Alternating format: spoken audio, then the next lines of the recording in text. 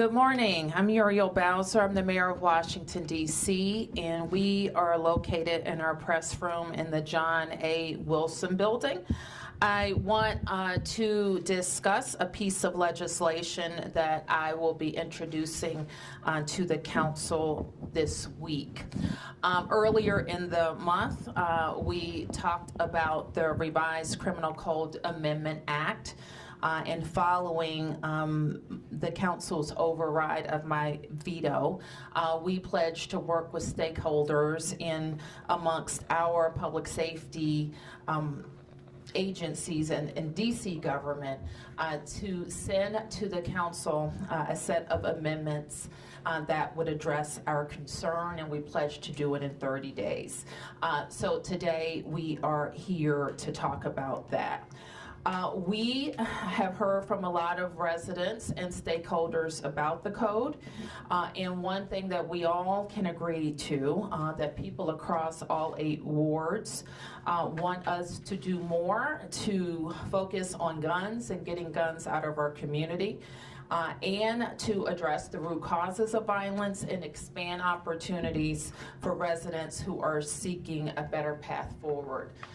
But they also want to make sure that we're holding people accountable who hurt our city.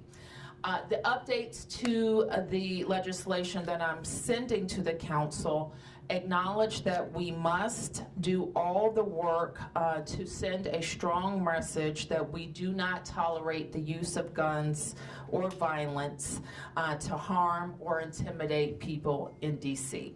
So I wanted to give you a high-level summary of what the legislation will do.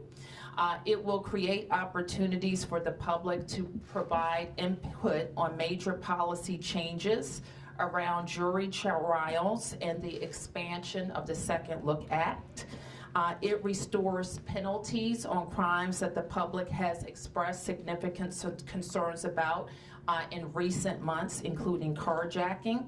And it also allows sufficient time for training and data system changes across the criminal justice system. So as I said, this legislation addresses not only my concerns, but some of the concerns that have been shared with us from our partners, including partners in the judicial branch. In the fall, for example, the district's chief judges raised significant concerns about the impact of the RCCA of 2022 on our courts, already strained by backlogs, vacancies, and low juror response rates. So the Revised Criminal Code Amendment Act of 2023 deletes the expansion of jury-eligible offenses so that it too can receive a standalone hearing. And jury trials aren't the only policy change we believe deserves its own hearing. The public, and specifically victims of crime, deserve opportunities to weigh in on expanding eligibility for the Second Look Act from youthful convicted violent offenders to all violent offenders of all ages. The Revised Criminal Code Amendment Act of 2023 would delete the expansion of the Second Look Act so that it can receive a standalone hearing. A lot of the feedback and concerns that I've heard from DC residents are around changes to penalties in the updated code. And while no one believes that penalties alone will solve crime and violence, right now we must be very intentional about the messages that we are sending to our community, including prosecutors and judges. We are united around this message. If you bring harm to our city, you must be held accountable. People we know are tired of violence, and right now our focus must be on victims and preventing more people from becoming victims. So I just want to share a couple of examples.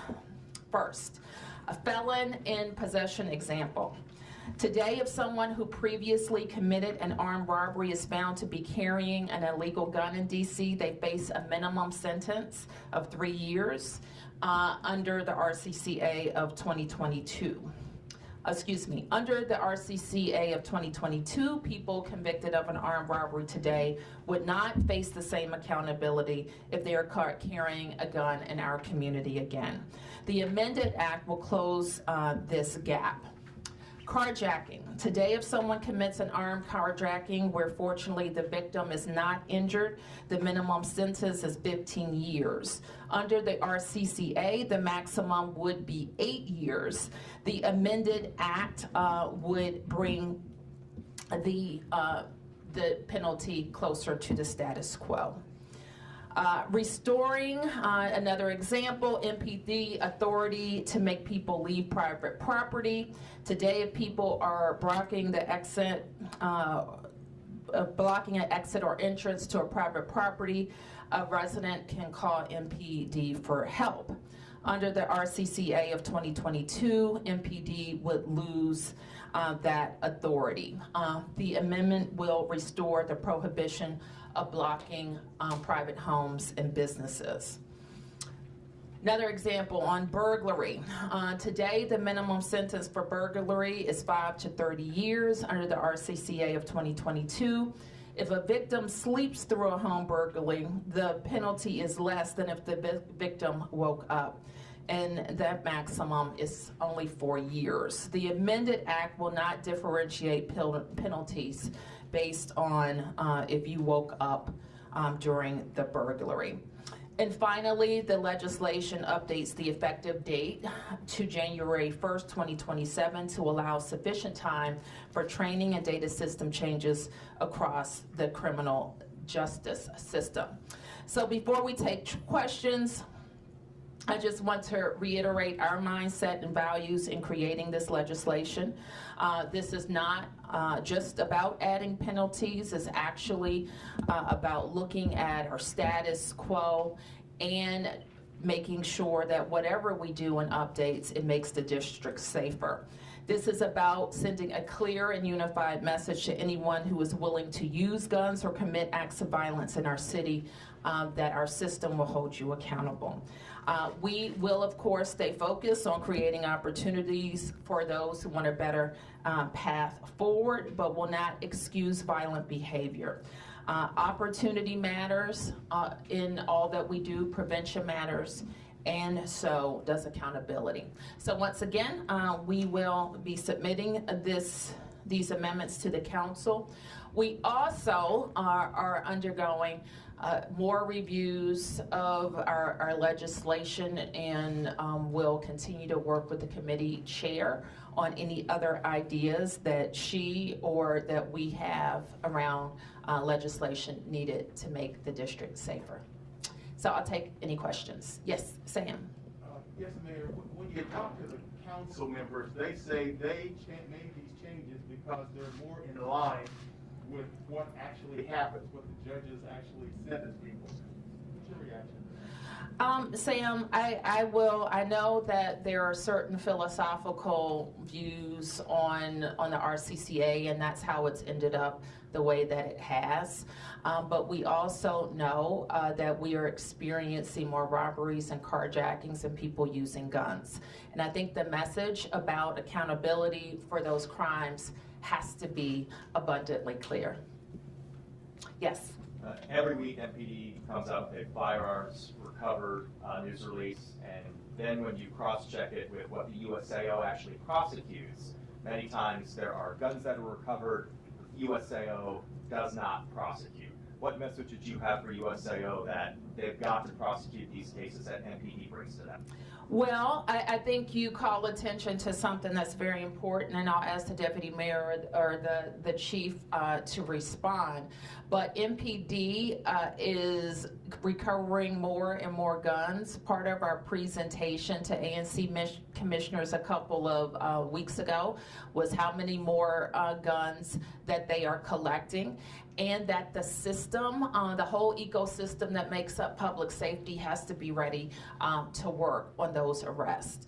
So that includes our prosecutors, that includes our judges, in making sure that everybody is working together to make those arrests. And MPD, for its part, it also needs the resources to investigate crime, to make arrests, close cases, and make sure that we have strong cases when our prosecutors or the USAO goes to trial. So let me ask the Chief just to talk about weapons recovery.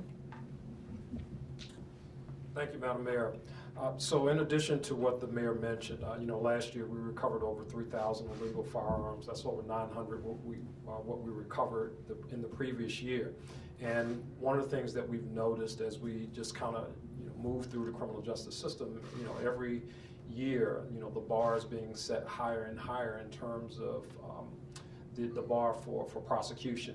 As an example, in some of those cases that you mentioned, while the case may initially be no paper, it's waiting for DNA to come back on a firearm or something like that, and then the case is later brought before the court. Obviously, the U.S. Attorney's Office, they want to put forth cases that they feel comfortable with being able to secure prosecution. We want to get bad guys off the street, and we want them off the street right now. And sometimes those things don't marry up right away. But to the mayor's point, we want to stay focused on continuing to recover firearms off the streets of the District of Columbia and ensuring that the process is in place to hold those individuals accountable who would violate what I believe is our community trust by possessing these illegal firearms. If I may follow up on that. Sure. My understanding is that detectives sometimes have to, with the DNA testing, that can be somewhat of a block and slow things down. I've understood that on the streets, it's known that if you toss a firearm, that is a really difficult case to prosecute because then they have to do DNA testing and whatnot. That slows everything down. So those are decisions that are made by the prosecutor. I mean, obviously, if our officers see someone in possession of a firearm and they toss it, the prosecutors they have a decision to make. They can prosecute that case as is, but what will happen with the jury? What will happen, as they go through discovery? That's yet to be determined for each individual case. But I think it's very common. It's what our officers see day in and day out. It's, two people in the car and somebody removes the gun and they put it, between the two parties who possess the firearm. So we want to get the bad guys off the street. We want to get the illegal firearms off the street. And we want to make sure that our partners in the U.S. Attorney's Office and the rest of the ecosystem are also doing their part to keep the citizens of the District of Columbia safe. So you guys obviously know, this was the revised criminal code was a very long process. It was an advisory board that looked over every provision on the code that was being changed. You guys weren't voting members, but you had representation on that advisory board. All the paperwork is there about every single penalty. Why not? Why wasn't there more weigh-in during that process? And that's the first question. The second question, given existing penalties, we're seeing a spike with existing penalties. Does that give you a sense that existing penalties aren't sending the message that you say that they should be sending to people out there committing crimes? No, I think that we certainly don't look at penalties in isolation of a lot of other changes that have happened in our ecosystem, including having about 500 fewer officers than we should have or need or that we had a couple of years ago, including taking police officers out of schools when kids are showing up at schools with even higher needs and principals are needing more help, and including some just kind of, policy changes about holding juveniles accountable. So I don't think that when we look at spikes that we ever look at one thing. We're looking at the whole system of accountability, opportunity, and enforcement of the laws in the district. But what I do think, and I've heard it said that, we don't have to worry about this because it doesn't take effect for 3 years. But I do think what we have to worry about is what we say is kind of the posture of the district and the balance of, justice for victims and accountability for breaking the law, especially the laws related to gun use. Yes.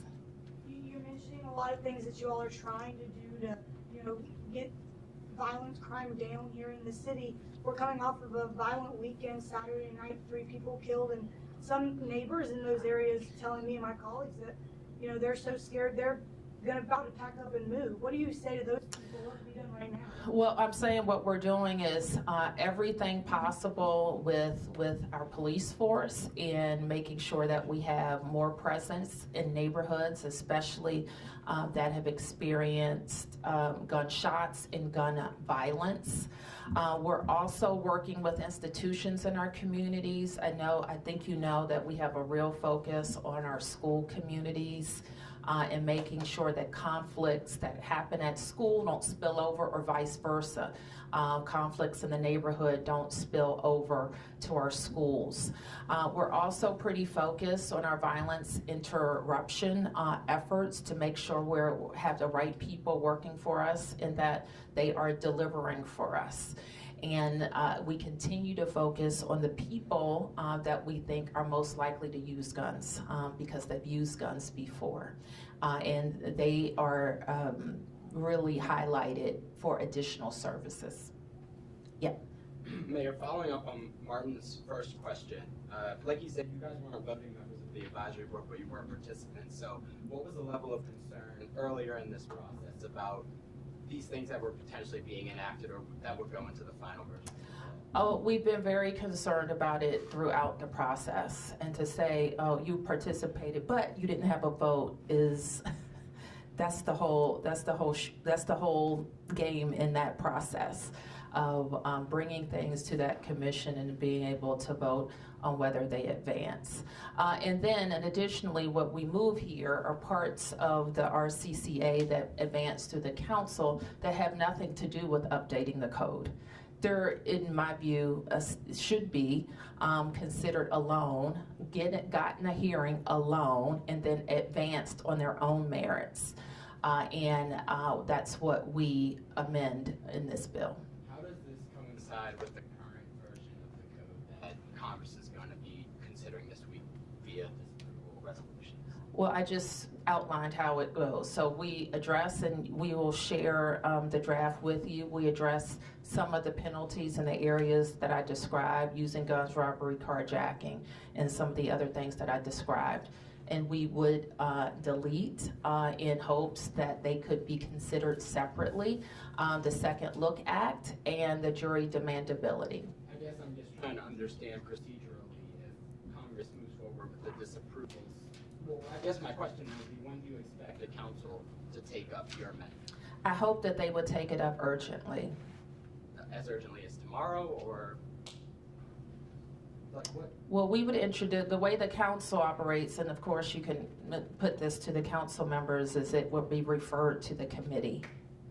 And then the committee would determine how it moves. I'll follow up on that. Okay. And, do you have a sense of the council at this point? I know you did you work with Councilmember Pinto on all these changes? Were you in lockstep with those? And then what about the rest of it? We shared with Councilmember Pinto what we were over the course of several days, what we considered urgent to be removed. And you would have to talk to her about her disposition on them. Have you talked to any other council members? I've talked to the chairman of the council. Yep. And Mayor Glasser, how realistic is it for you to get what you would like, considering the way the majority of this council has been voting on this? I think it's pretty realistic if everybody sits down and looks at the context of how of the ecosystem and how it's operating, and listens to the community. I think it's quite realistic. That's how I approach this. Look, this is my job. I tell people in the district what I think we need, whether it's for public safety, schools, DPW, and I work every day to make sure I have the resources, that I have the legal authority to be able to deliver what I need for the District of Columbia. So that's where we are right now. There's a legislative process, and I tried to be as forceful as I could about why I thought this was the wrong direction, but we're going to step back and try to fix it, and we'll fix it locally. Yep, Ask Chief a slightly off-topic question. sure. Chief, there have been a number of... Trying to trip me up here, Bob. Go ahead. I'm sorry. Did not mean to do that. Yeah. There have been a number of valets and restaurants in the city targeted in recent weeks, going back to late last year, whether they're taking car keys. This weekend, they took the whole valet stand, and some people saying, I'm not parking, I'm gonna park my car, not valet at these nice restaurants. Is there a message to those who are trying to frequent our businesses and are now concerned about handing over their keys? Yeah, so we had an incident, I believe it was on Saturday at one of the local establishments. And what I would say to that is we need to make sure that when we turn our keys over, that people also being good stewards over the property that we give to them, that, people are, if the valet box is outside and the people who are responsible for it are inside, I mean, that creates a problem. So I just think that we need to make sure that we're all doing our part to secure our property. Again, the mayor talked about, just kind of the posture that we're in. And the reason why this time is so critical, when we're sending a message, if we're sending a message as a city to people, even right now, who are out there committing crimes, that some things the district really doesn't take that seriously. I mean, that's a terrible message to send, and this is not something that where we got to just at this point just kind of overnight. I want to make sure that people, business owners, people who have responsibility in different spaces, that we're all working together to do everything that we possibly can to really to make our community safer. It's going to take everybody, Bob. It really is. And a follow-up, the mayor's statistic about 500 fewer officers, how does that play into your ability to do what you're trying to do and the increase in crime that we are seeing?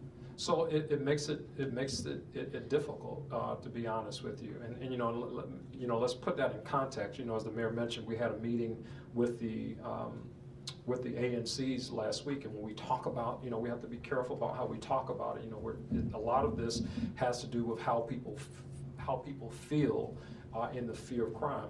Actually last year, we ended last year with a reduction in homicides, with a reduction in violent crime, and a reduction in overall crime in the District of Columbia. But we really got to get to how people feel and the things that make people feel less safe in community. She mentioned the homicides as an example that occurred this weekend.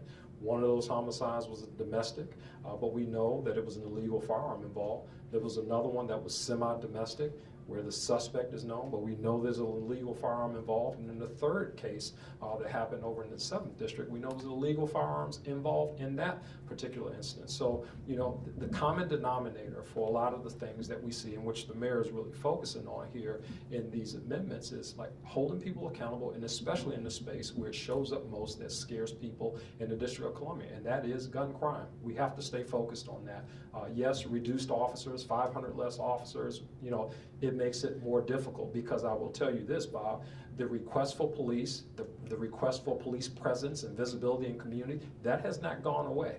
Every day I turn around, hey, can we get more police officers here? We want to see more police officers on foot. Well, we have the number that we have right now. We're going to do the best that we can with the number that we have to ensure the safety of the citizens of the District of Columbia. And that comes through strategic deployment, being very specific about the communities that we focus on. That's really important here, and we'll continue to do that. Okay, we'll take a couple of more. Yes. Sam, Martin, was there a last one? Okay, 1, 2, 3, 4. Yes, sir. Thanks. For the chief too, I guess maybe, but also just 4,000 cops is the number you outlined in your budget last year. Does the city need to go further in the coming years than 4,000? I think we need to get there first and assess kind of how things are at that point. And we're not there. We're at a number right now that we have not seen in my time on the department. I've been with this agency for 33 years. And that is not a good thing. As we continue to focus on, yes, it's great we had reduction in numbers and so forth last year, but going back to the point that I made a little earlier, when you talk about the fear of crime, people want to see police officers in communities. And when you have that deficit in terms of number of officers, it is impactful. Can I ask a follow-up to the mayor? The council sent a unanimous letter urging the House to not intervene in this 2 bills, criminal code, non-citizen voting. Would you have you transmitted a similar letter to the Congress? I have spoken at length about the Congress staying out of the district's affairs, and that continues to be my message. I appreciated that the Post covered it, that it was made clear for all the members of the Congress, Democrats and Republicans, that we will address our issues with the RCCA locally. But were you asked to sign on to this council letter? I don't know. I'm not on the council. I haven't been on the council in 8 years. In the past, have there been occasions when the council and executive stand, with one? I have sent, usually it will be between the chairman and myself if we send a joint letter. And there was a decision not to send one in this case from your office? The chairman, I believe, sent a letter out on last week. And so we didn't sign on to a letter that the chairman sent last week. But I don't typically sign on to letters with the whole council. There may be some exceptions. I can't think of them off the top. Yep. Question for the chief. Chief, you were saying that basically that the city ended homicides or a lot of crime down last year, but this crime data report over the weekend says DC homicides up 20%, motor vehicle thefts up 86%. I don't know if these are reasonable. This is what I got. Right, so they're talking about year-to-date, where we are right now for the month of January, and for the month of January. It's obviously I've been doing this for a while, Sam, and you've been covering it for a while. It's hard to assess where we're going to be at the end of the year. I mean, it's an indicator. As an example, in April of last year, we were at about a 50% increase in robberies. We ended the year with a 2% increase in robberies. So I try not to focus too much on the numbers. It's really the fact of how people feel. Right? If we're 30% below and people still feel unsafe or people feel scared, that's the issue that we really have to address. Yes. Sure, probably more for the chief. Is there any update on the in-custody death of Marquez Parker? I know it's still under internal investigation, but is there anything else you'd like to share with us? Yeah, so there was an autopsy that was completed. No obvious signs of trauma to the body other than CPR that was performed on him. Obviously, we have to wait for toxicology tests to come back, and once we receive those toxicology results, we'll probably know a little bit more about him. But right now, no use of police force, and again, no injuries that would suggest that he died from something as a result of his encounter with law enforcement at the scene of his arrest. Uneventful, no use of force there, so we just don't know yet. Okay. The last question, I think. So just bringing back the issue of congressional interference, I remember in 2017 you went up to the Hill to have a press conference when the House was going to vote on death with dignity and disapproving death with dignity. You were there with the Congresswoman. There hasn't been any sort of similar kind of press conference this time. One thing I've been hearing is that Senate Democrats are kind of looking to the city for guidance on how they should vote on disapproval if it comes their way, because these are issues that are sensitive to some members who are up for re-election in the next couple of years.